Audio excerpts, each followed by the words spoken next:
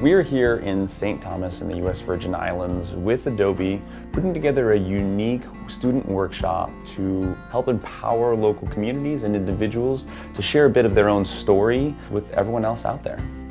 It's great to have this group sharing the U.S. Virgin Islands story, especially after what we went through last year.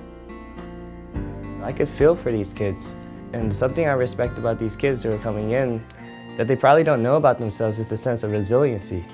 For me, whenever I teach, whenever I share my work, it is sharing that permission to experiment and to try new things. What I hope to tell these kids and encourage these kids is your creative style, your creative passions is all determined by you. I think developing your own style is very important nowadays, because you want people to be able to recognize who you are as an artist. I think the biggest takeaway is just the empowering nature of photography. There's something special about that ability to capture something unique in terms of how we see the world and then share that experience with other people. This was something that I've been hoping for a long time. I used to take seminars, and since the storm especially, we haven't had a whole lot of those come down here anymore, so a dream come true.